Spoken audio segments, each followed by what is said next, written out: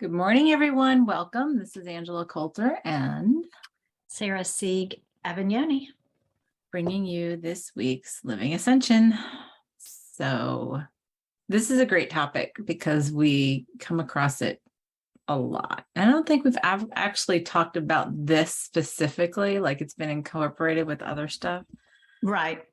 Yeah, it seems to have a different twist on it this week, or a different shade, if you will. Yes. Oh my goodness. See, I'm already yawning. All right.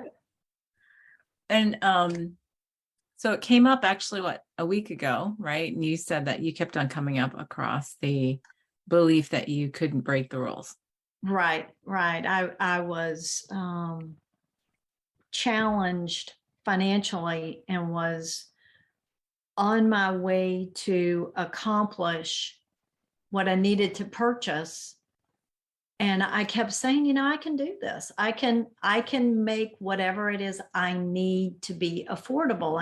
And I just ran into this brick wall in my head that, well, no, you can't, because that's just goes against our economy, and that goes against, why we're here. And that is just, you just can't do that. That's not what we agreed. And I felt really judged. Mm-hmm. And what occurred to me this morning is something that didn't occur to me then, but occurs to me now, is that if I do that, that means that I'm taking advantage of someone. And that if I have that, someone has to do without.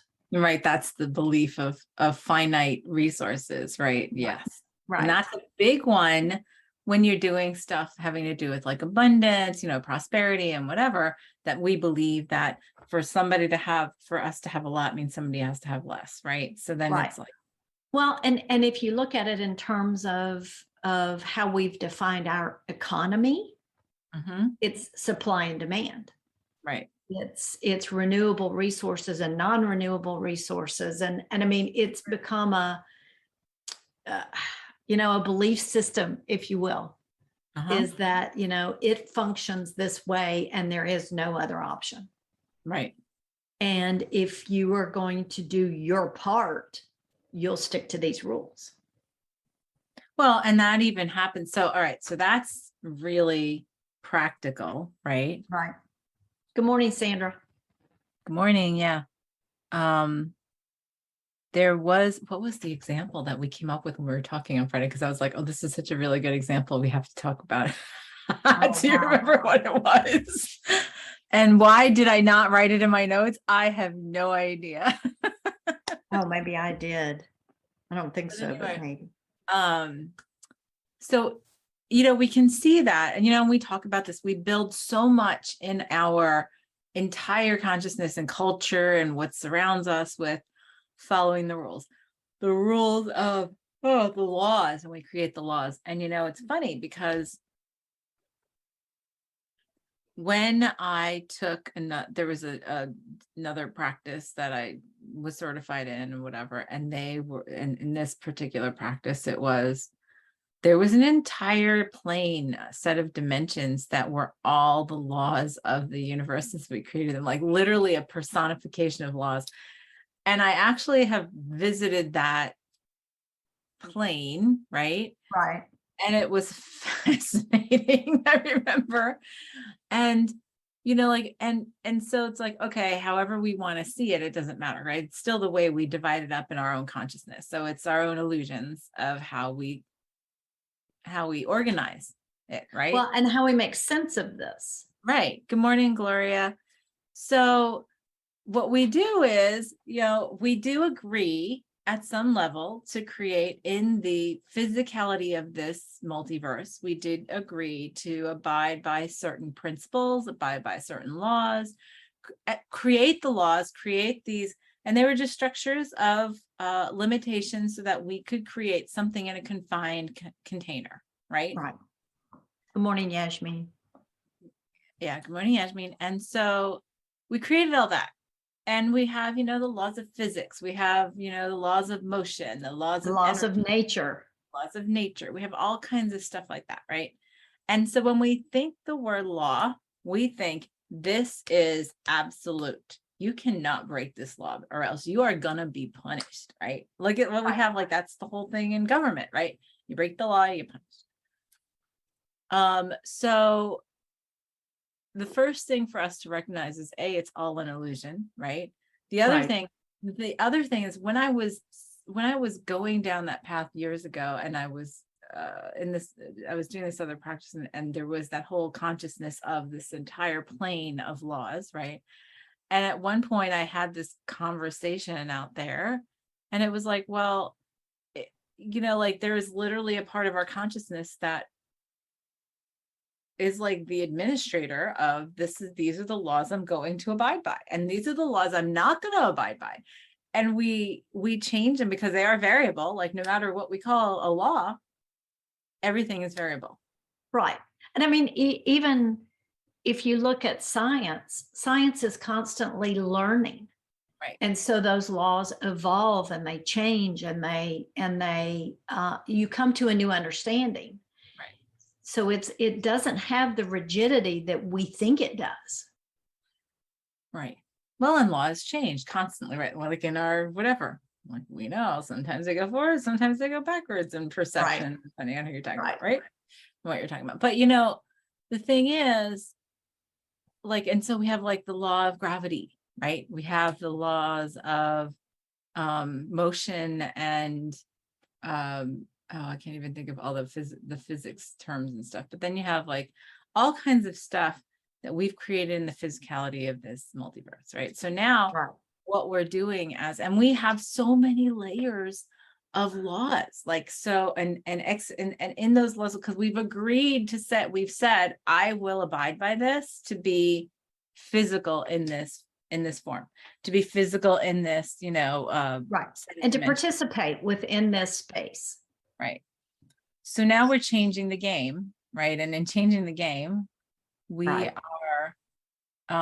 remembering that these laws are fluid, and these laws are actually a choice to abide by or not abide by, right? Well, there's a part of us consciously, collectively, and individually that goes, what? When I say that, right? Because you're like, no, because that would just make chaos. Right.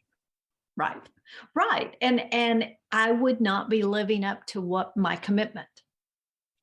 Right. I would not be a good person because I wouldn't be doing what I said I would do. Right.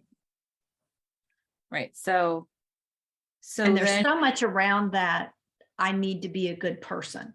Well, and that goes back to the original function of what's good, right? What's good and bad. That's all a judgment through the ego, and it's all a filter of. So we vilify those who break the law. Look at what we do in culture.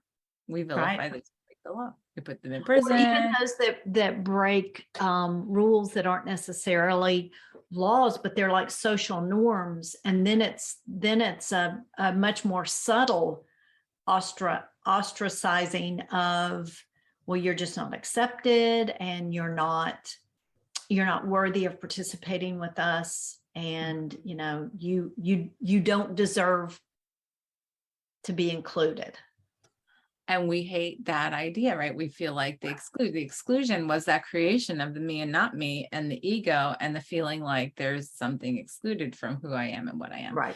So when we have that, brought back to us, that's like one of our deepest motivators is to stay included, right? Right. Well, because if you're not included, you're not loved. Right. Or worthy of love, right? Right. And so, this goes like, we really drill down quickly to really the core of what it's all about. And so our motivations are, I can break some rules, but not these, because then I won't be included, or I'll be ostracized, or I'll be exiled, and I won't be loved, or I won't be valuable. I'll be punished, right? We believe all this. And I believe I'm worthy to be punished if I break these laws, right?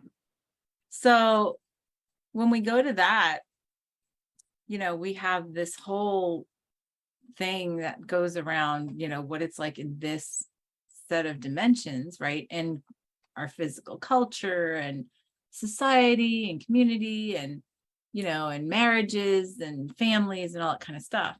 But then you get to the in consciousness, you get to out there. Right. Right. And you get to this whole, level of, whatever, you're talking about the Council of 12s, you're Right. talking about elders, you're talking about this. And then if we present ourselves with that out there in consciousness, and then we feel like we're ostracized by that, right? That's still ego, by the way, right? So it is. and so then we feel like, oh no, I have crossed the line and I can't cross the line. Right. I can't do that. Right. So I can't be seen for doing that. Right. And so then because then I will be excluded. Then I'll miss the bus. Right. I will not have played the game right. I will have ruined the whole thing. I will, like there's so many implications. Right. So we weigh ourselves down with all of this guilt, all of this, external evaluation by, oh, well, Well, and it feeds the waiting game. Like I'm going to wait till a bunch of others agree that that it's okay to break this rule. And so there's that safety in numbers. And, we can attribute that to getting to, what is it, critical mass, where 51% are at that point to facilitate that shift. Right. And it's like, so I'm just going to wait till everybody's right there on the edge and then we'll all go together. And it's that safety. Right. It's like, yeah, I'm not going to go. Yeah, you go first, and it's like, and it's those of us who have been on the front end, right? That then it's like, oh, you're crazy, you're kooky, you're woo woo, you're this, you're that. Right. To, oh, well, that's just mainstream now. It's really funny how it shifts over time, right? It is. It is. And so, when we start, or when we get guidance, so that goes back to what we have talked about a bajillion times, right? Which is guidance. Go back to guidance. Right. And we have a whole course on going back to guidance, on making sure that's what you're listening to, right? Listening to that above the ego saying you should, you shouldn't, you can't, you have, like, if guidance says do this, I do it. Right. And it's like, how many times we've been like on a retreat or out in like sacred places, and it's like guidance was do this, like go do this, even though like others are like, oh no, you can't go past this line, you can't go back this, and it's like, oh no, but I'm being guided to do it, so I did it. Right. And then you feel guilty. Not following guidance, you get booted. Right. And you have no choice but to follow that guidance. Right. Right. And then every time it's like, oh, well, yeah, follow this until now. Now do this. Right. Right. So, and so the thing is to let go of our judgment, because then what happens is, oh my gosh, I feel guilty if I broke a rule. Or like, here's the thing. When we accept, we create infinitely, right? There is an infinite amount of resources available in infinite amounts of ways. Like you were talking about with the, like, say, financial, right? We can say, I can have an infinite amount of money and it doesn't take away from anybody. Right. Well, and what I found myself arguing in my head is, the feeling that, first of all, no, if you do that, you're going to break the economy. If you don't follow these rules, you'll break the economy. And then all of a sudden I'm sitting there going, but it's already broken. Right. It's already broken. And it's one of those things where it was like, well, that's why, because the rules were artificially enforced. The rules were there to, they didn't serve our purpose. Right here, right now. And so it was like I was wanting to take the responsibility of continuing that behavior because I didn't want to break the economy that's already broken. Right. Right. And, it's like, okay, well, there have been plenty of time, like, and here's the other thing. What about what we consider the human condition, right? That's a big one, right? We talk Right, about this right. a lot. How much it's like we have agreed at some level to have what we consider a human condition, which is a condition that we're weak, that we are, susceptible to illness, injury, all that kind of stuff. That, Pandemics. yeah, right. That we need, that we're frail, that we need to age, right? Right, right, Like, and so what happens when we stop prescribing to that, and everybody around us still is, that's where I have found the biggest guilt, right? It's like, like, I have nothing to complain about. I'm good. right, right. And then everybody's like, oh, well, I have this ache and I have that ache and I have this problem and I'm having this problem. And there's so much connection on, the frailty of the human body and, how it's breaking down and all this kind of stuff. And I'm like, oh, I'm fine. Yeah, and I find it interesting how I know when I was growing up, it was you'd hear, oh, so and so, all they do is drone on about that, all they do is complain or this or this. And now it's almost like flip-flopped to where Yes. if you don't complain and you've got nothing negative to say, nobody wants to hang around you because you just remind them. Oh, your head's just in the clouds all the time. Right, right. Get your head out of the clouds and see what things are really like. Or you're just not compassionate. Yeah. Oh yeah. That one I get all the time. You're not compassionate, or you just don't live in the real world. Yes, that one too. Yeah. And that's the thing of, well, because you're breaking the rules of Exactly. condition, right? Right. Which says we have to age, we have to have ailments, and we've added those things in, I think, like, a lot, very obviously in the past several decades. But and it's getting more and more. So when you say, yeah, I'm good, most people don't know how to. Right. What do they talk to you about? How do they connect? Because that's where they connect. And it's funny because, like, somebody I know who is very stuck in that negativity, on the rare occasion that I talk to them anymore, right?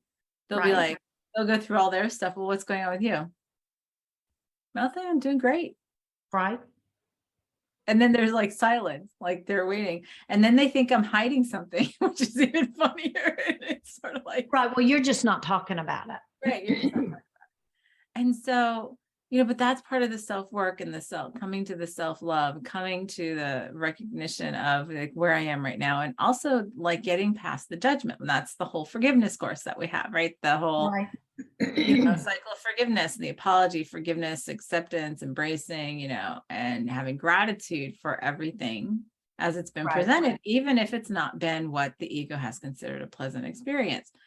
So when we change all the way we perceive and interact with and are present in the world, well, then we change our entire set of agreements on how we are to interact with it, right? So Right. We change our participation. Right. And that's actually, so that's another point too.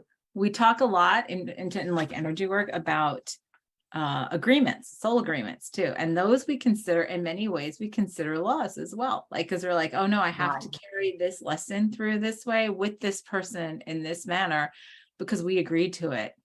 Right. Just like family, ancestry.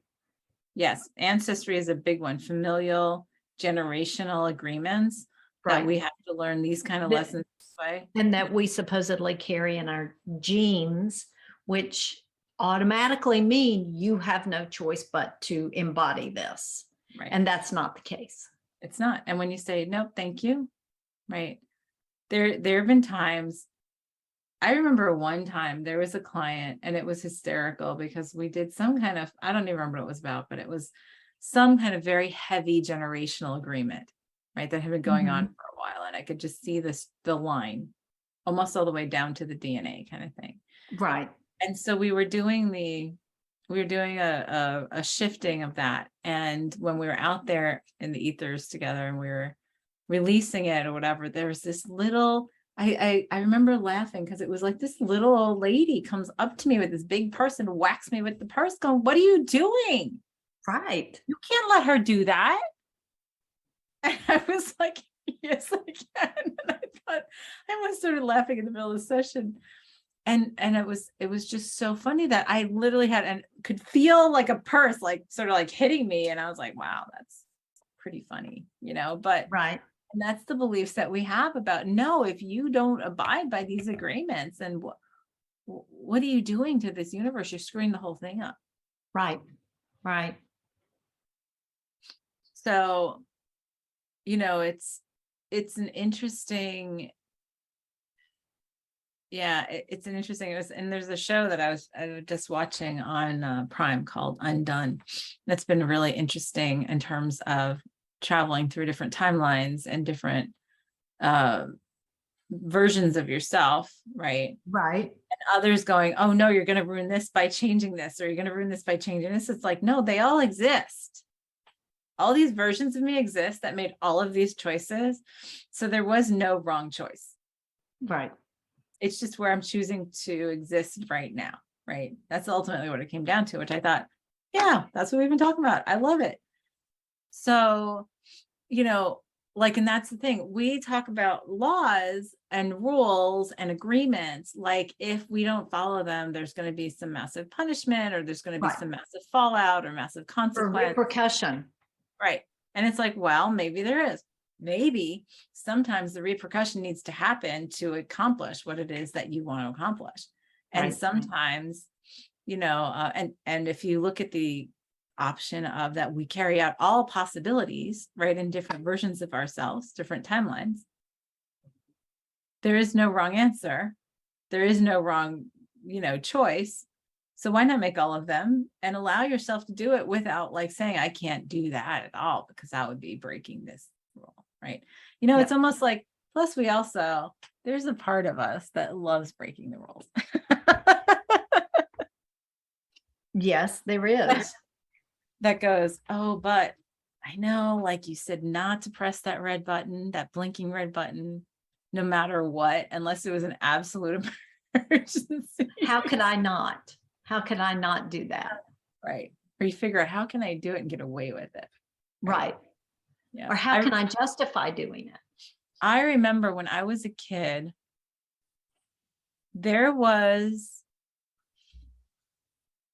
we had a boiler in the basement, like a lot of houses did back then, right? And I remember at the top of the stairs to the basement, there was a switch, and the switch plate was red, right? And it was like, when I was a kid, it was like, don't ever flip that switch. Like they made me believe that the house would blow up if I ever flipped that switch. And really, I think all it did was turn off the boiler, Right. But I like all when I was a kid, like I would look at that switch and be like, well, what if I just did it once? What would happen? Like, like seriously, the worst thing to tell a kid, especially, don't do that. Just don't do Right. that. Right. Because then curiosity gets you. But then that's the whole thing. That's the whole, duality exploration or whatever. And then we have others who are the other way. Other people are like, oh no, I just won't go near that with a 10-foot pole because that's breaking the rules. And so we have some energies here, and I want to say energy is not necessarily, well, it's part of our consciousness. So there are some energies here that are embodied as individuals who are really set on making sure the laws, the rules are followed to the T, right? Yeah. And there are others who are like, yeah, screw the rules. And there's most of us who are all in between. Right. Right. And I know I've changed a lot. I used to be I used to define myself for following the rules. Mm-hmm. And then I realized at some point that those rules that I were following were essentially those that I bought into, because there were those rules that I didn't follow, but yet I saw myself as a rule follower. So as I evolved my belief in who I was, it really changed my thoughts about rule followers. And I see, especially with the polarity in the world right now, that those that claim to be following the rules are only following their rules, Right. and that the opposition is only following their rules. And so they're all rule followers. Right. And if you just say, so here's the thing, when you get to the place of saying, I'm just going to listen, my only rule is listening to my guidance. Right. That's my only rule. And knowing that is so fluid. I think that is one of the biggest keys, is the more you know yourself, the more you connect in with that guidance, and the more that becomes in the moment, in the present. Mm-hmm. And as you focus and stay in your presence, the guidance is just, it's seamless with your behavior and your rule following, for that matter. The only rule is that you follow your guidance. Right. Right. And so, we have our entire, I remember, so going back to that whole thing of like the whole investigating and going out there and connecting with this whole plane that deals with the rules of the universe. And I remember asking, well, so like, how many laws am I abiding by right now? And it was like some crazy number, like millions. Right. And I'm like, well, how many of them I'm going to do that? Like, and so my understanding from when I went through that exploration was that we choose to, like in every lifetime or iteration, we choose to, these are the ones I'm going to follow, and these are the ones I'm going to not follow. Because that's part of the duality, right? And saying, okay, well, these will be fun to follow, and it'll be fun if we just don't do these, right? And see what happens with that. Well, and that's what holds, it's almost like that's what holds you in that space to create that timeline, that version of you in that moment, right, with all these things created by you, attached to you, moving, illusion of moving through time. right. So part of what I've just learned has been a good navigation of the whole thing is to, number one, get to a place of accepting that there are some rules and laws that we agree to stay with. There are some as part of our physicality, and while we still have this, right? And there's many that we choose to, and I believe we're just choosing to get rid of a lot more, like discarding a lot more as we go, right? So, yeah. So the key is not to put, like, the key is, I believe, is to come to that gratitude for no judgment or resentment on what I'm choosing to abide by and what I'm choosing not to abide by. But also the biggest point is that it's a choice. And if you choose not to do it, it's not a punishment. It's not a punishment. Right. And that's what we believe is like, oh no. And yeah, how many people I've heard in the spiritual world was like, oh no, well, blah, blah, blah. And I was going to do this. And then the Council of 12 told me this and da, da, da. And now, like, no, I have to do this. No, nope. The question to ask is, did your guidance tell you to or not? Right. I will say, from a consciousness standpoint, in the beginning of all of this, and I was called to Council of 12s a number of times. And there were a number of times that I was sort of admonished out there because I did not follow the plan. And I was like, it worked though, what I did worked. So, but that's this whole, and I believe that that's a part of our own consciousness going, like, it makes me think of Bugs Bunny. Well, we step over this line, we step over this line. Right. What about this one? And so the key is, and we create the lines because we want to see contrast. That's what duality is about, right? So we can absolutely change rules. We can absolutely change laws. We can absolutely break them. And I think as a first step is, where am I limiting myself by my belief that I have to do something a certain way, or I Right. have to follow a certain set of guidelines, or I have, anytime, where am I imposing have to in my reality, in my Right. choices? Right. I have to have this much money in the bank. I have to make this much money. I have to, if I make this amount of money, I have to be this kind of person. I Right. have to, I Or I have, have to protect myself from negative energies, right. or I have to protect myself. From those who don't believe the same as I do. Yeah. Or I have to prioritize my things this way to be a valuable person. Right. In Right. society, those are rules and rules that we've created, right? Or I can only connect in with my guidance through these crystals, or This practice or yeah. right, this ritual. Yeah. Yeah.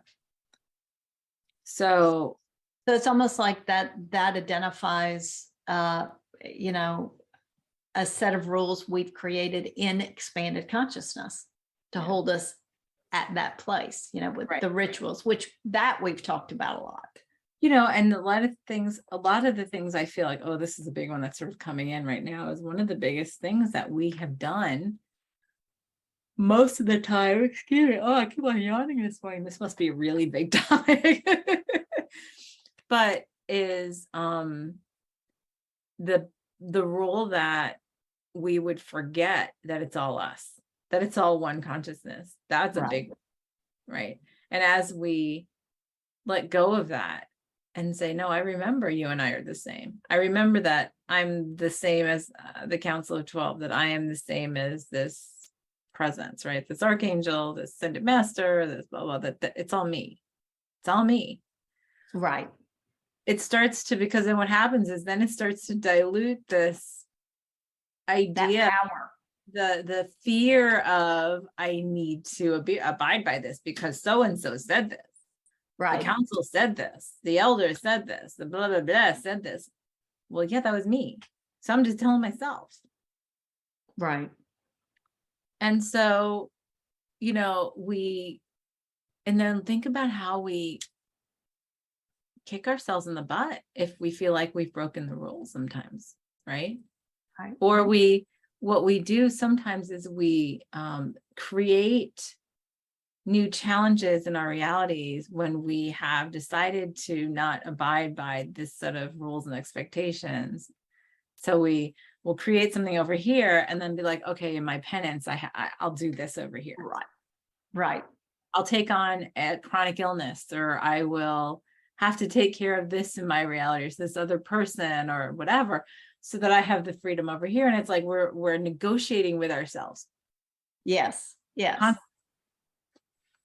to be free to do this, to be free to do this, I'm going to anchor myself down in chains with this. Right. It's that again, and I believe it comes back to that limited resource. Like I can, if I'm gonna, like you squeeze a balloon, if you squeeze this end gets bigger. Right. And it's like, it's not that I can have more and everyone can have more. It's that belief that there's a price to pay. Yes. And so when we realize the only price we pay are the prices that we put on ourselves, that we create, right? And so it's funny because you can, when you start to allow yourself to do that, you can simply just opt out. Oh yeah, no, I'm opting out. And it's no consequence, right? When you recognize, and it's like no judging the I've agreed to abide by this, and now, yep, I'm opting out right now. I don't believe that serves my journey and what I am to do, and I'm going to allow. I'm going to allow all options beyond all laws and rules. Ooh, that feels yummy, doesn't it? It does. It does. I think that might be our clearing today. And because that in There's itself, there's so much potential that we just automatically keep away from ourselves, deny ourselves because it's beyond the rules. well, how many times we say, oh, that's just not for me. It's not in my cards. Right. Yeah. And I'm like, okay, well, you can create that. You can change it. Right. One of my favorite things is, you know, I had a student once who said that they were going to get, this is funny. On one side of the wrist, they were going to have, did you ask? Right. And on the other Right. side of the wrist, they're going to have, you can change this, because those are my two like mantras that I always tell people. Did you ask your guidance? And you can change anything. Right. So if you don't like it, change it. Right. But to do that is for us to really come to that place of saying, no, I see that I had abided by that before, and I'm just opting out now. And I can do that free of any punishment, like in freedom, and know that it's okay. It's just a choice. And when we come to that place of recognizing that our abiding by rules, laws, and all that kind of stuff is our choice all the time, at the highest power in the highest way. And that, because look at, I mean, good grief, we created a whole idea of hell just to try to limit and control. Create incentive to behave. Yes. And follow the rules, follow the laws. Right. Or whatever the laws are for whatever particular hell you're talking about. Right. Right. So when we do that, it is really, truly creative. So the thing is, first of all, believe. All right. So this is coming to our clearing for today. A is coming to the place to recognize I choose to abide by or not abide by, I abide by or discard any rules or laws as fits my bigger picture. Right. Right. Mm-hmm. And I can do so free of consequence. I can do so free of punishment. I'm free to do that at my leisure. Right. In easy and flowing way, that it can be easy, that there doesn't need to be any, consequence or I can't think of the word that I'm trying to think of that comes up from it.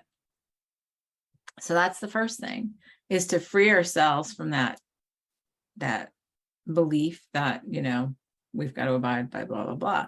That breaking it is going to cause some kind of punishment or consequence, right? That I can do repercussion. Right. So number one is that being able to see or to recognize that we identify that I'm choosing to abide by what I abide by, and that I can choose to be free of that and not have, and be free to go along my merry way in any way I choose without any repercussion. The second part is that then I allow myself to create in the most incredible, expansive, fun, whatever, joyous, prosperous, vibrantly healthy way, whatever way, beyond the rules and laws and whatever, in a way that is completely fulfilling my potential. And I can abide, and in whatever way I choose to abide by, and whatever way I choose not to abide by, is all equally potent and powerful and complete. That's a lot. Rolled up into a nice little bow. Right. Yeah. All very succinct. Yes. All right. So as we all know, to everybody take a deep breath, get comfortable. We're going to hold ourselves in that vibration, and we step out of separation back in wholeness and oneness, and we hold ourselves at the vibration where that is our truth. That is from where we exist, create, and experience. Let's go.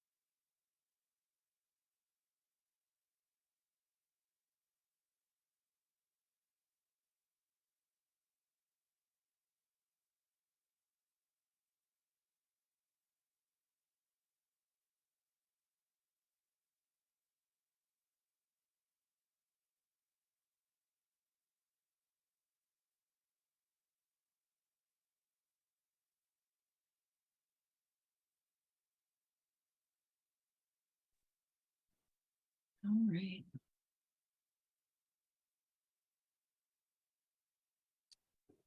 That was a lot in a short period of time.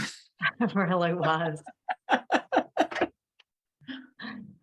Oh, I need to go sit in that for a little bit because it was funny. There was a whole bunch of things unwinding and like sort of turning offline and opening up, and that was really interesting. Felt really nice though. Like it was like, oh, like a burden taken off the shoulders kind of thing. Yeah, initially I saw myself standing there and all the doors that the rules created flew open.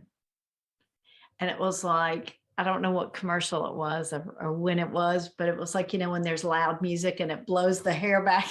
Right, right. I felt like the amount that just bombarded me was overwhelming. And I was like, or it cannot be. Right. Just like we limit what colors we see with these eyes. And it's Yes. like, and I felt like all those limitations were I don't want to say removed, but became a choice. Yes. Conscious And choice. Yes. right. And it went from unconscious to conscious. And it was like, oh, I totally see this now. Right.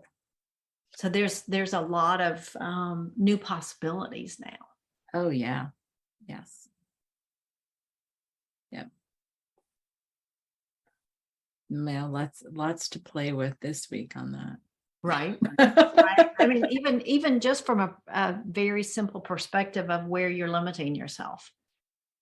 Right. And and what your motivations are. Because a lot of times, like what you're talking about originally, what came up, that's a very subconscious belief, right? Right. Like, and that's a deep one for many in terms of like financial abundance, prosperity, whatever is that for me to have more means for somebody else to have less. So I'm a bad person by taking away from somebody else versus there's an infinite amount for everybody. Right. Right.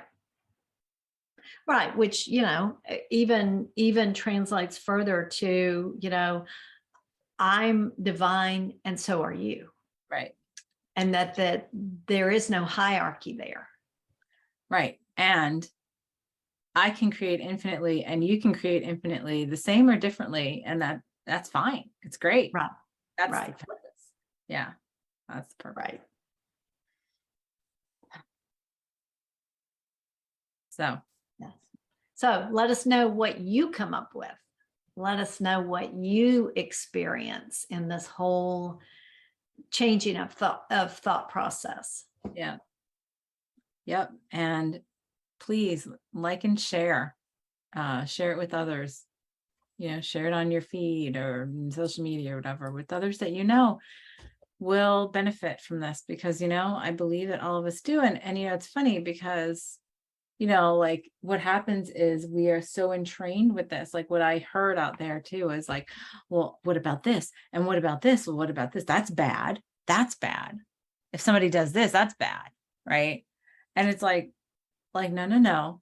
That's taking away the good and the bad. That's the whole forgiveness and getting to a place of acceptance of, it's actually really acceptance to everything's Right. perfect. Even if you don't see it in that moment. And it's like, so the first step is getting rid of that idea that things are good and bad, because then you take away the idea of, oh, if you break this rule, it's bad. Yes. Right. Even if it causes a substantial shift in something you did not anticipate, that doesn't make it bad. It makes Right. it uncomfortable sometimes, right? Or unexpected. Unexpected. And so it's like, oh, well, how many times we've said, oh, I wish I hadn't done that because that caused this entire avalanche of blah, blah, blah. And it's like, right, but that avalanche had to happen. Right. Right. It's like things may fall apart to fall together in a completely unexpected way, which in the long run might be so much better. I saw out there too, there is something about, no crap, I just totally forgot what it was again when you just said that. Oh well, I just get so like out there. Right. I saw somebody, It was like somebody came over and reached over and they pulled two little like implants out behind my left ear. And I was like, oh, I forgot those were there. And it was like, blah, blah, it was funny. God, what was I gonna say? Yeah. Anyway, I lost what I was gonna say about it because it had to do with what you just said. But I lost it. So Oh, things falling apart to fall together completely different. yeah, it's and when we do that, is for us to lose the judgment on, well, because we were trying to control, or that was the point of the feeling of getting ourselves to the place of setting our creations beyond laws and rules, right? To say, I can manifest this. And if the way that I would like to do it is with, ease and joy and fun, and that breaks the rules because we believe we have to do that, then so be it. And I can do that free of any, whatever repercussion. Consequence, right? Be okay with that. We create challenges in our realities because we believe and many times because we believe we deserve to be punished for something we've done in another life or in this life or whatever. So food for thought. So those are things to shift this week and be conscious of. Like and share, comment, please, and come back next time. Right. So thank you for joining us. This is Angela Coulter and Sarah Sieg Avignoni signing off with this week's Living Ascension. Have a great one, everyone.